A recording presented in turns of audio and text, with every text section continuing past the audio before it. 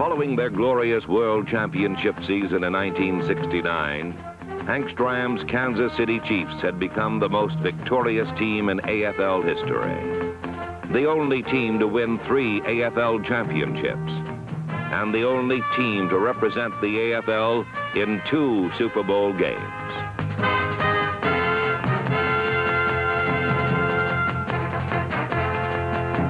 For Hank Stram and the Chiefs, only one goal remained: to be champions again.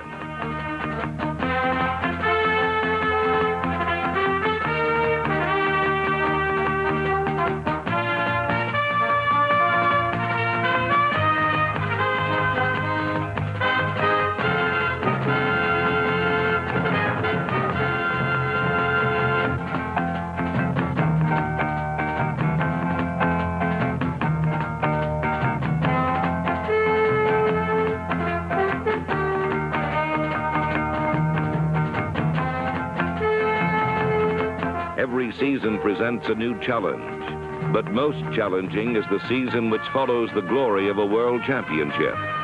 And that is the challenge the Chiefs faced in 1970.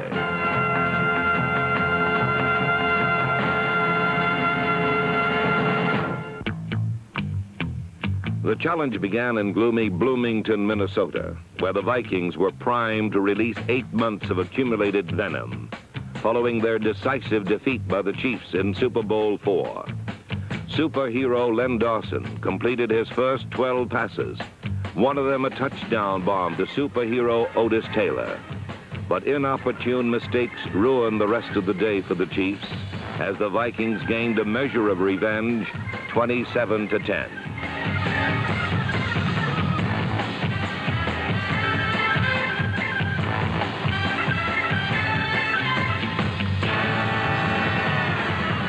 The following Monday night, the Chiefs were in Baltimore to face the always dangerous Colts and all-time NFL passing leader John Unitas. It was a mismatch. All-time AFL passing leader Len Dawson lit the fuse when he hit Gloucester Richardson for a touchdown on the first series of the game. Dawson went on to complete 9 of 12 passes, good for 3 more touchdowns. 1 to Robert Holmes, and 2 to number 25, wide receiver Frank Pitts.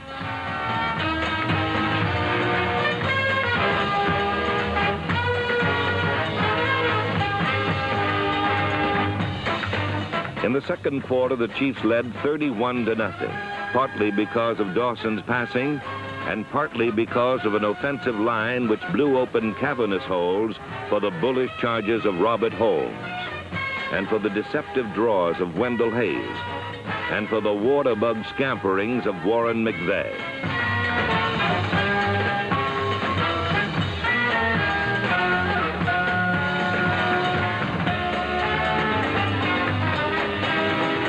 And a new star was born when punt returner Ed Podolak dazzled the national television audience with a premiere performance of the dashing style which would soon become a major part of the Kansas City offense.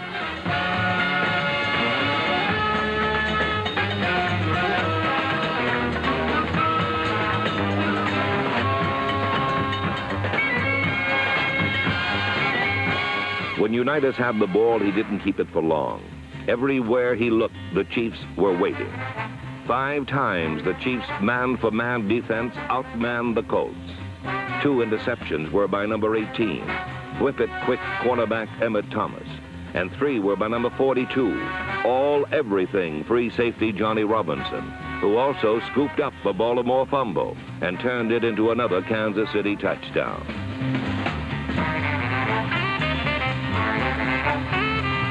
While the defensive back sealed off the long plays, the Chiefs linebackers snapped up the short ones. Jim Lynch closed off the right side. Willie Lanier manhandled the middle. And Bobby Bell was at his all-pro best on the left.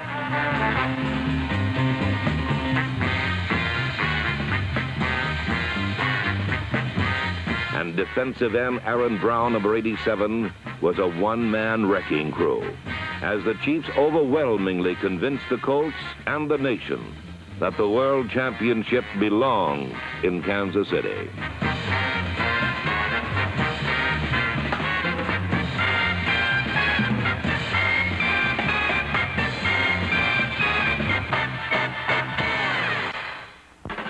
Game 3 was in Denver, where place kicker Jan Stenerud boomed a 55-yard field goal, just 1 yard short of the record as it then stood. But this time, Stenerud field goals and Podolak punt returns were the Chiefs' only offense.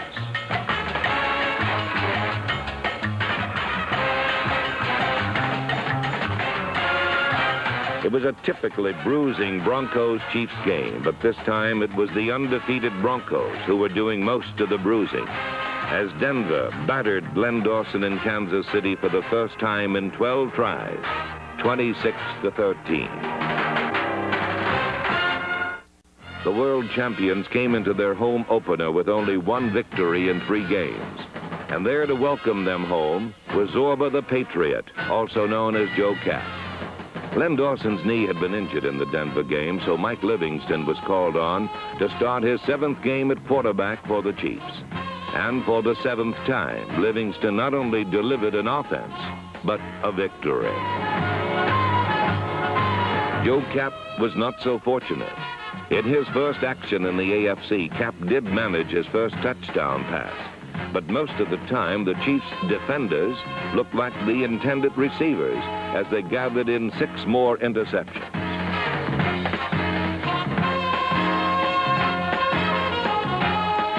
For Joe Kapp, it was another unforgettable adventure in a redwood forest.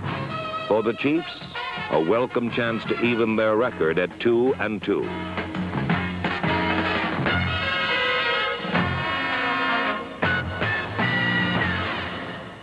For their 5th game, the Chiefs traveled to Cincinnati's new and scenic Riverfront Stadium, where they were faced with Paul Brown's surprising Bengals and quarterback Virgil Carter. With Len Dawson still resting his bruised knee, the Chiefs' offense had its problems in the early going. Behind 9-0 in the second quarter, Len Dawson was called upon to get the Kansas City offense moving again. Dawson set up 1 touchdown with an end around to Frank Pitts.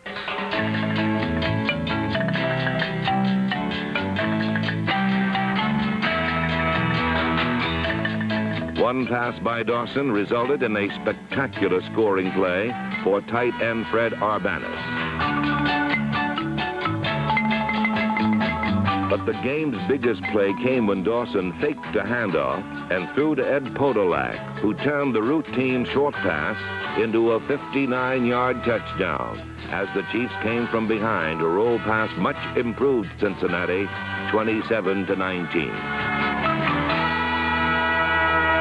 Back home the following week, the Chiefs met the eventual NFC champion Dallas Cowboys in a contest both teams will long remember.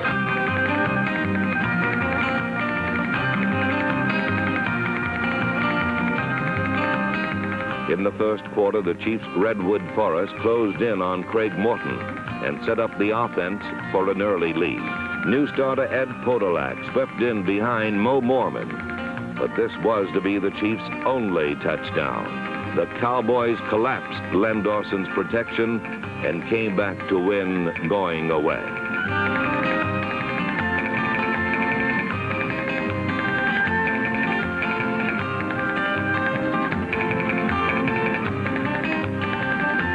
Not only did the Cowboys pull off one of the season's biggest upsets, but they left the Chiefs 1/2 game behind Oakland in the AFC's 10th Western Division. And the Chiefs' next opponent was to be none other than the Miracle Raiders themselves, in a 23rd renewal of the dead-even rivalry that is more like an upheaval of nature than a sporting event.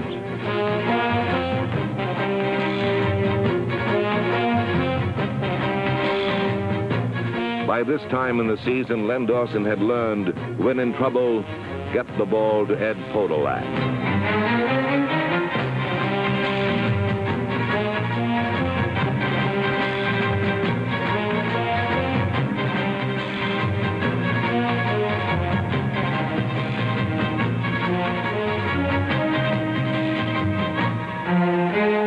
Ed Podolak gained more than 100 yards rushing for the first time in his brief career. Otis Taylor's racehorse powerful stride ground out another 129 spectacular yards.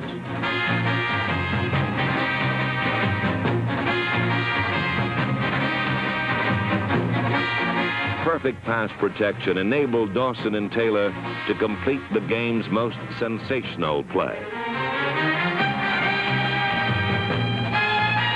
Despite these offensive heroics, the Chiefs trailed by 4 in the fourth quarter when fullback Wendell Hayes took a screen pass and careened into Oakland territory. Len Dawson found Otis Taylor clear by 10 yards, and the Chiefs led 17-14 with only 5.5 minutes left in the game. Then came the play which decided the game, and perhaps the season for the Chiefs. With 1 minute, 8 seconds to play, third down, 11 to go, Len Dawson sprinted for 19 yards and apparently the game-clinching first down. Then only madness remained.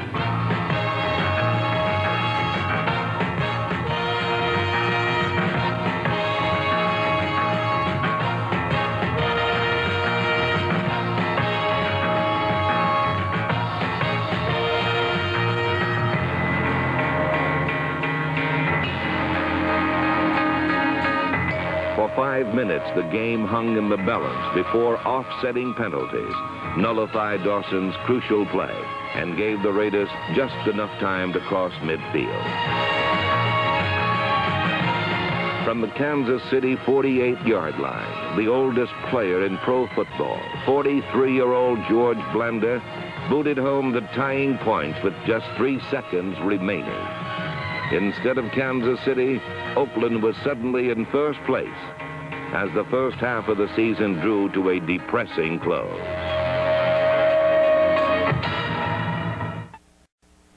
The second half of the season began with sheets of rain falling on the Oilers and Chiefs in the kind of game where even an all-pro punter like Gerald Wilson has trouble getting rid of the ball. The kind of game when anyone has trouble holding on to the ball. The only significant offense came about when Len Dawson connected twice with newly acquired tight end Billy Cannon to set up 2 Kansas City touchdowns. One scored on another super effort by Ed Podolak. Houston's Charlie Johnson moved the ball at times, but all-pro linebacker Bobby Bell tightened the clamps where necessary.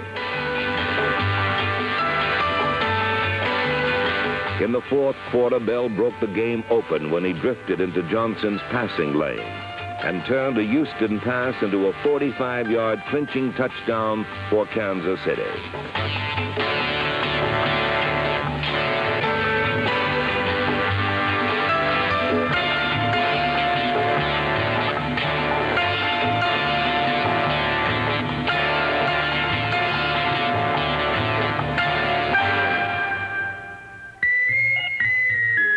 Next for the Chiefs were the improving Pittsburgh Steelers, who had won 4 of 5. The Chiefs, however, were ready for Terry Bradshaw and the Steelers. 5 times the Chiefs intercepted, twice by Johnny Robinson, the only player remaining from the original Dallas Texans. Another Kansas City veteran with a reason to look back was quarterback Len Dawson. The man who was not good enough for the Steelers made his return to Pittsburgh a triumphant one as he ran and passed the Steelers into submission. 24 times he threw, and 19 times he connected for more than 250 yards.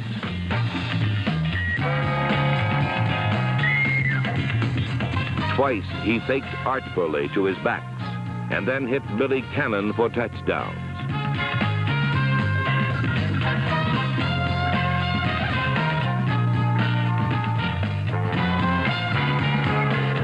The final artful stroke was a perfectly launched missile to Otis Taylor as Len Dawson destroyed the Steelers 31-14.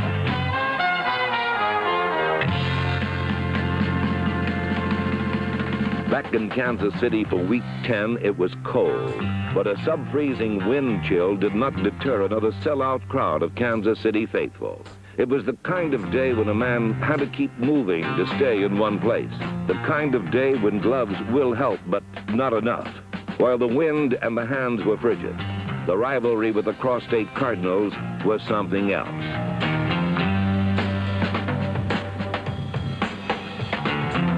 For the Chiefs, Ed Podolak continued to add luster to his record as he gouged out 112 yards rushing against a St. Louis defense which had recorded 3 consecutive shutouts.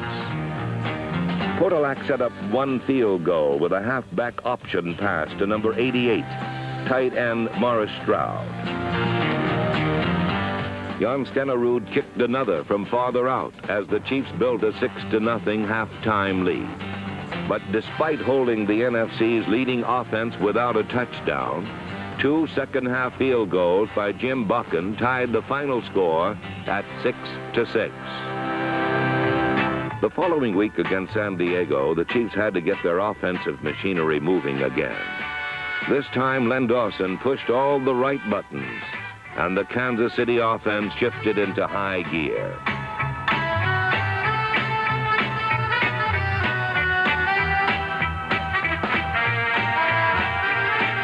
Dawson hit 17 of 24, including a scoring dart to the tallest man in pro football, 6'10" Morris Stroud, as the Chiefs rolled past the Chargers 26-14.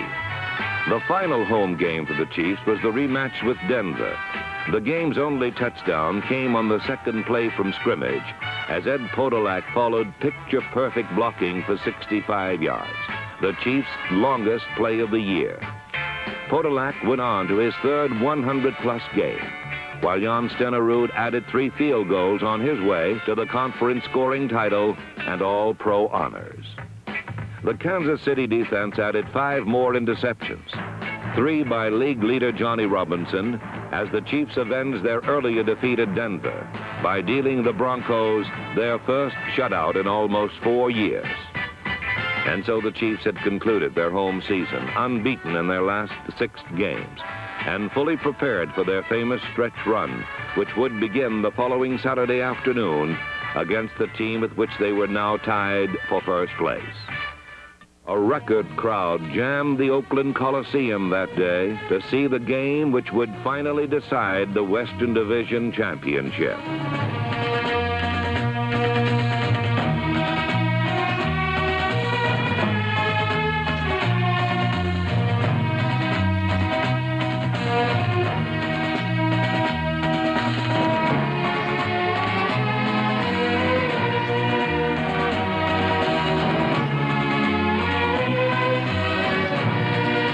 The victorious Raiders would go on to play Baltimore for the AFC Championship, while the defeated Chiefs could only watch and wonder what would have happened if.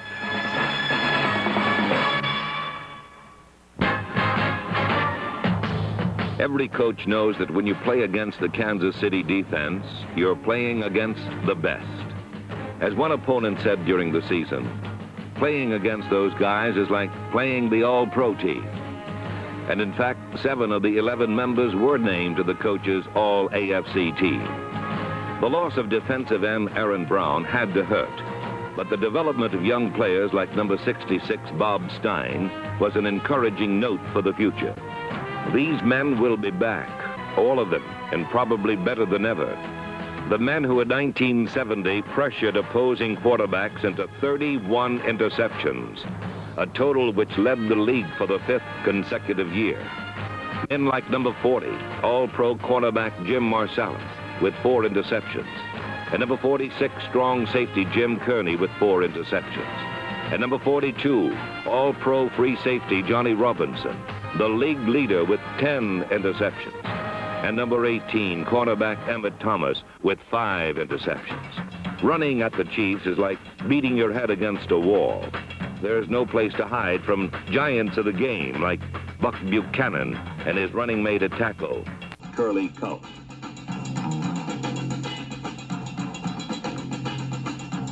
And there's no place to hide from all conference ends like Jerry Mays and Aaron Brown, and all conference linebackers like Willie Lanier and Bobby Bell. No matter what a quarterback tries, there always seems to be a chief who is ready to turn defense into offense.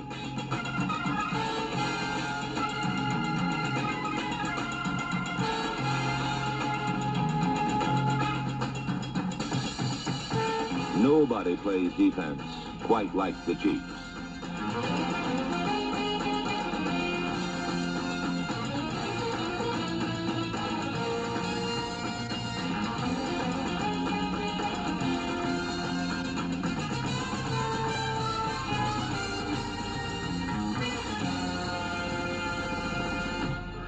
Right!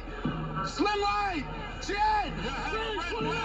The Kansas City defense, Terra Incorporated. Red trip, green trip, right! Come on, let's go, get 7, babe! Come on, turn around! Let's go,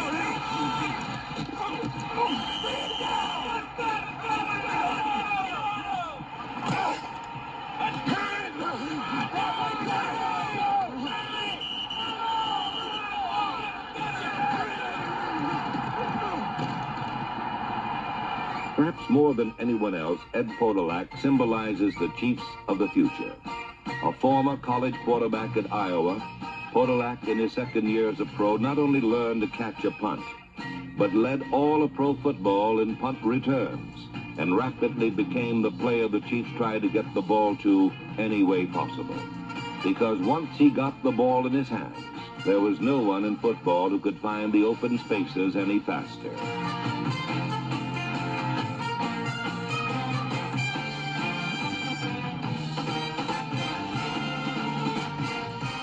Once in the open, the high-striding power of Crazy Legs Podolak churned up 1,755 yards of total offense.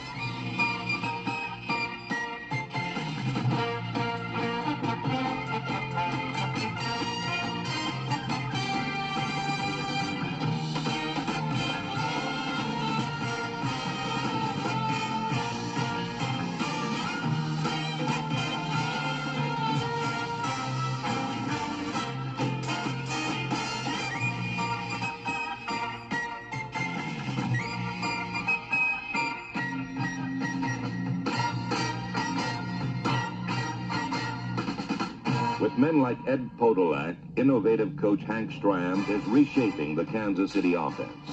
But the foundation of any great offense is in a quarterback like Len Dawson, an offensive lineman like all-pro tackle Jim Tyrer, all-conference guard Ed Buddy, center Jack Rudney, guard Mo Mormon, and tackle Dave Hill. The foundations are there, and as Coach Hank Stram has said, we are proud we were champions in 1969. But football is a game of now. And now our only goal is to be champions again.